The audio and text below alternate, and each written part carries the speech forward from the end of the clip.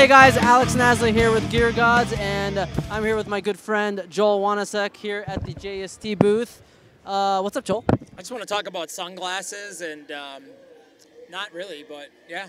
It's really bright in here, so you have to wear sunglasses. No, you don't actually. We're just cool. You have to have a license to wear sunglasses inside. This is true. Yeah. So what are we doing? We're launching some plugins today. Yes. Yeah?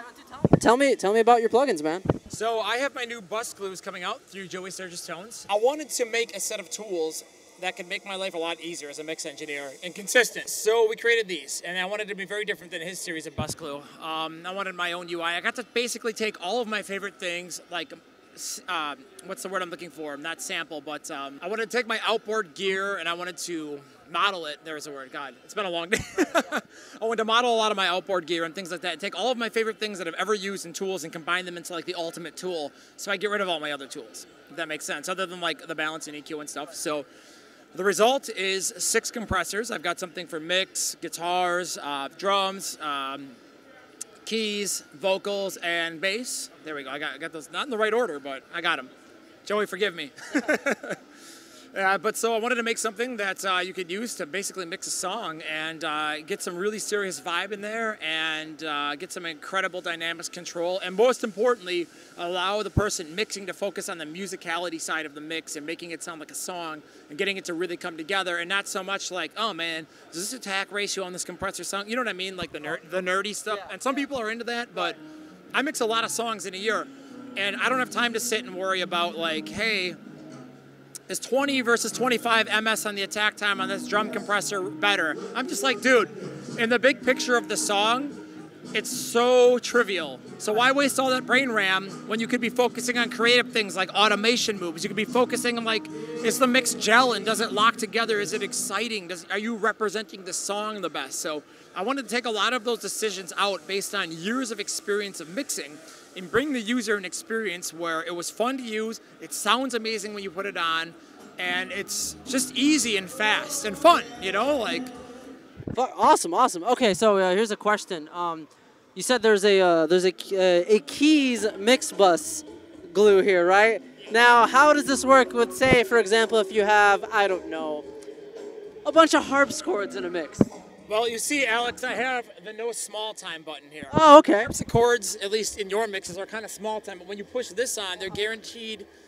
I can't guarantee because not all FCC requires me to say that not all results may vary. Blah blah blah blah. Who cares? So, your harpsichord is small time. Then you push the no small time button, and it takes the harpsichord completely out of the mix and replaces it with a shredding guitar solo. Oh, dude, that's awesome. Yeah, that's perfect. That's perfect. Excellent. I knew it. Okay, cool. So what about for like a mix? So is that going to be more like your classic mix bus glue type of effect? The mix bus design was, again, simplicity, but I have a very specific attack and release I like to use. It's a lot different than what a lot of people do, but it gives us the song a nice energy and a nice glue.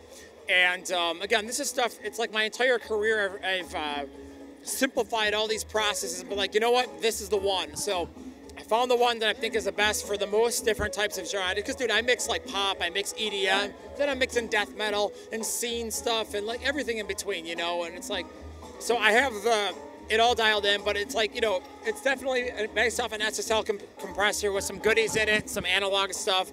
I got a little bit of my Shadow Hills prized analog compressor, and you know, there's a lot of like little vibe and mojo things that happen under the hood. So again, the user doesn't need to know what's in there. They just need to be like, does this sound better, you know, when it's on? And that's it. They like mojo, like, yeah, dude, the mix sounds better. It's more pleasing and it's exciting. Like, it's gonna get you stuff that's gonna get you jacked up. So. Okay, so here's another question. I can't really tell just by looking at it, but is there any EQ stuff going on? There's some stuff baked in, but it depends on the model and it depends what I'm trying to achieve with it. You know, not EQ, but for example, like the bass one, it's got, you know, saturations and things like that, where you can compress the bass, you know, like the top end of the bass or the bottom end individually, and you can saturate the top so you can get something that would work in like a metalcore band, like Attila, or you can pull something that would work in an alternative rock band or something, or, you know, maybe you don't want any of that at all, but you want at least good dynamics control. Like, you want to keep the dynamics and the performance, but you don't want your low end to move, you know? So you can cover a lot of different scenarios. You can quickly adjust the position of the bass relative to the kick, which is something a lot of people struggle with in mixing. I'm just like, how can I get my bass sound to be that major label sound that people are just like, dude, that sounds massive. You're like the hallmark of an A-list mix.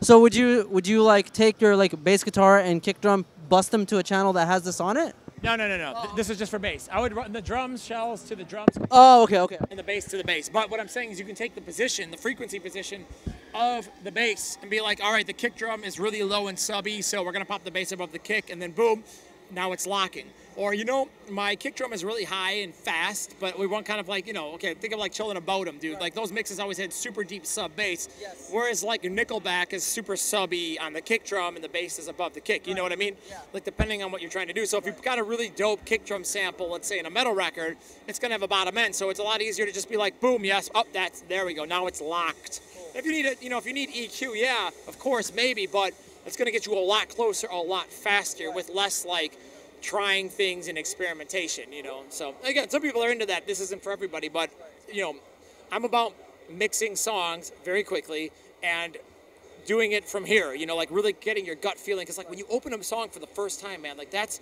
when the magic happens when you're mixing, dude. You sit down and you're just like, boom, that moment, and you get in that vibe. And if you have to do something technical, like set up a guitar bus, or all right, I got to open up 6 plugins to solve this problem, dude.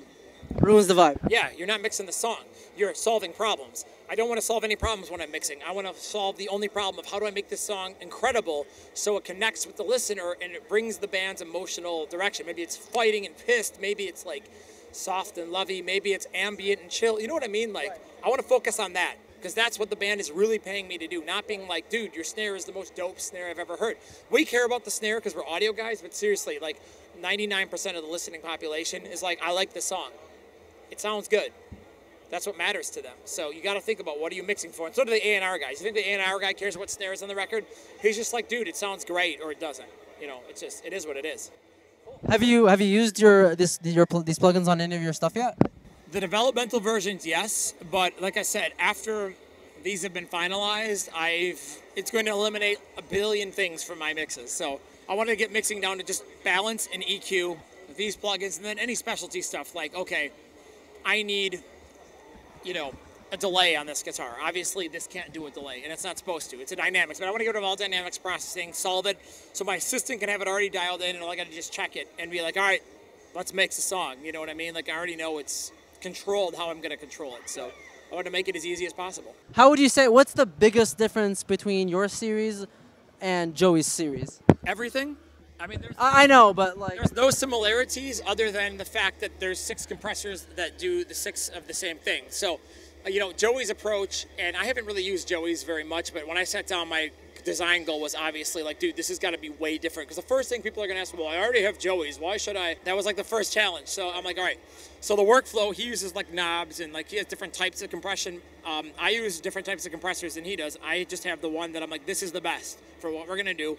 I don't need 3 other ones because I know that this one always works and it's my sound and this is great. I want this on it. So I use sliders instead of a knob approach because it's the fastest UI and it's the most intuitive. Again, I always hate like when you have to take the mouse and some plugins you have to like arc it. Some it's up and down, some it's right and left. I don't want to sit there and guess and be like, shit, I wanted to turn it up and now I turned it down. I just want to be like slide it up or down. It's always the same thing. It's fast, it's consistent. You can see the meter, how much reduction. It's like, it's not some analog. It's very easy to understand what you're doing. And so I wanted that part. Built for speed, you might say. Everyone has a completely different compressor modeled into it. I modeled a lot of hardware.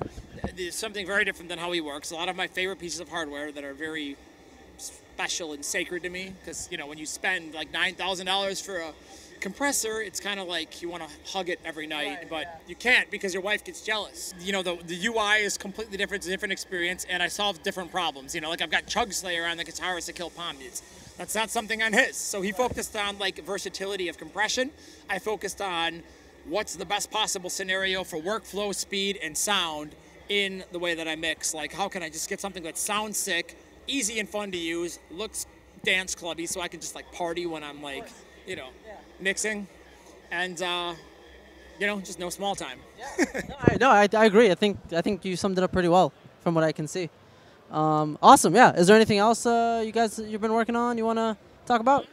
We're working on some really neat packs at Drum Forge. I'm not going to drop producer names, but I think our core subscriber base, and I should say core customer base, and even at URM, when we get those done, and software always takes way longer than you want it to, man. We were talking about that the other day. Oh, yeah.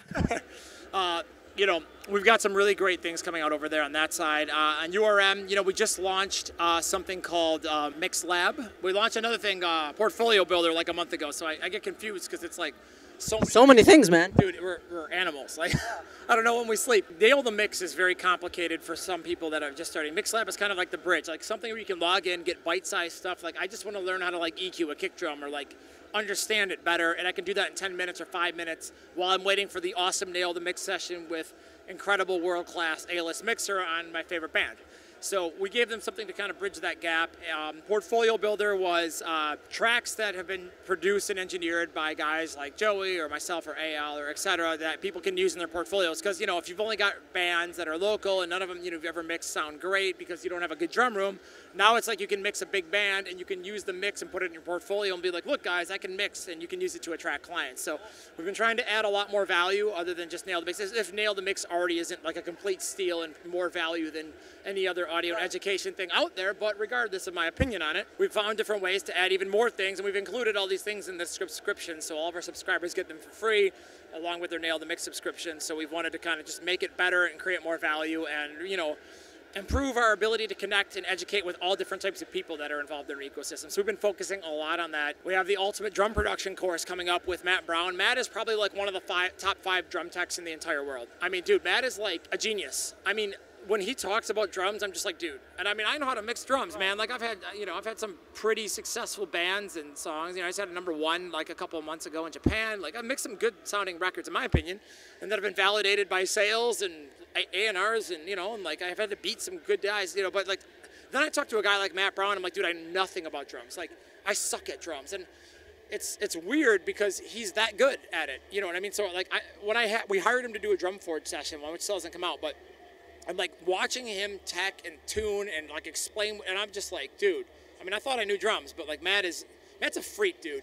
And he not only is he a brilliant drum tech and drummer, and an encyclopedia, he is an incredible engineer. So when Matt comes on and explains things, it's just like he comes from all these different things, from the engineering side, from the technical side, from the tech side, and it's just like, dude, so we're like, let's make the best drum recording course ever made that blows everything away that's ever been made, and just make it like, this is it, period. So that's coming out next month. We're super excited about it, dude, and it's just gonna blow people's minds, because every person, like we just had the URM Summit, like all the people that have come down to see Matt in action have literally had their skulls just opened up and their brains like explode, because they're like, dude, Matt's a freak. Wow, I couldn't even keep up with the notes, man. Like, it was so overwhelming, and I've never learned so much about drums, and I've never thought of it that way. And it's like, I can't wait for people to dig into the content, because, man, if we're going to do a course at URM, it's going to be big. So we're doing another run on speed mixing coming up soon. That was a massive success. Right. And I think we positively changed, not my words, but a lot of people that have taken the course feel like it very positively changed their lives and redefined their workflows. Could you explain real quick for everybody if they don't know what speed mixing is? So, just like I designed these plugins to be a tool with speed in mind, for many years, and not so much more because I'm focusing on audio education, I mix a decent amount, but not like I was 2 years ago when I was mixing 500 songs a year for many years, just like a maniac. And to mix at that level of speed and to do it consistently and to kick out stuff that's going to be competitive on a high level, and you're going to have to go and beat guys that are really good, or be competitive, so you got to have a system. So it's a fully encompassing system. Basically, it's like my whole life. And like Joey and I were at a point where we were like doing 50, 60 songs a month, and we're like, okay, so what if we could refine client communications down to like a set of rules that, saved us a half an hour a day? What if we could take mix revisions and bring them down? How can we refine, our DAW processes? So, for example, so I don't have to move the mouse up, So we went through and created an entire system of mixing fast, and I basically taught people how to think like a speed mixer and how to mix songs that fast and that many songs without compromising quality, and that's the key. So doing the best work of your life, again, you have to put in the work and you have to do the practice, but doing the best work of your life while doing it much faster, more organized. For example, like, why set up a guitar bus every time you mix? Why not just have one and have it already pre-routed so you can just be like, all right, guitar's already routed, let's mix from here. Let's think about like the gut instinct of the song. How do you mix from your gut? Like, how do you know when to turn it off? These things. So we approach it from psychology. We do trainings, like really hardcore stuff. Like, I make people mix 30 songs in 30 days of a wide variety of genres. And we have all these ridiculous, like, EQ trainers and things like that. It's like a 12-week course. I mean, but when you come out of that, you're like, it's a full encompassing thing. It's not just information. It's videos. It's, supplemental materials. It's trainings. There's a community around it. We do it together. And, man, we had so much fun. Like I said, the guys that went through it, for a lot of them, it was like, in their words, a life. And I have the screenshots. I wish I could just flash them right now, but it was like a life-changing thing. So they were so successful. All the people were like, man, I'm kind of bummed that I missed that, blah, blah, blah. I'm like, yeah, you missed out. And they're like, I told you, but, I'm not just trying to sell it. I'm trying to help you. And they're like, but... So now it's their chance to come back. So we're going to do that this year. We're going to reopen that. We only opened it for 2 months because we wanted people to go through it as a group. So they could, this month we're going to do this. We're going to focus on this. Now we're going to post our homework, put it in the forum, and let's talk each other, help each other out. What are you struggling with? What didn't you understand? Maybe somebody comes up with a cool way of doing something, we're sharing it, we're growing as a team. So we wanted people to go through as a group because that's a special experience and a bond. It helps these guys network with other like-minded people, as well as it's more fun. You're going to do it because of social pressure. If you're just doing it on your own, you'll open the damn thing up, you'll screw around with it for 3 days, and you'll be like, oh, this came up or that came up. But there's accountability there. Because I don't want somebody taking speed mixing, because my name's on it. It's my whole life condensed into a single course. It's like, I don't want somebody going through and being like, yeah, dude, I took that, and I don't know, it wasn't really for me. I want people to be like, dude, this was like the best thing that ever happened to me.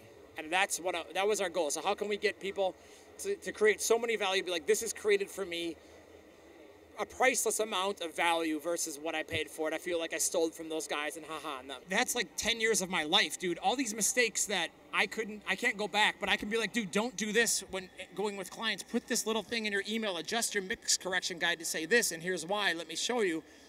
And boom, it just saved you all that time. So it's kind of like fast-tracking these guys where I can hopefully save them a couple of years of their life and a lot of stupid mistakes that we had to test. They're like, what if we put this in the email? Oh, wow, that pissed some bands off. Let's not do that. Let's try this in the email. Okay, people will respond good to that, and it helps us avoid that note that we keep getting back. So, you know what I mean? Like, it was just testing all those processes. So, thank you so much. Always a pleasure. Always a pleasure. And our sunglass game right now is on point. Well, thank you guys. This is we're here at the JST booth, JST booth, Gear Gods, NAMM 2018. See you guys later.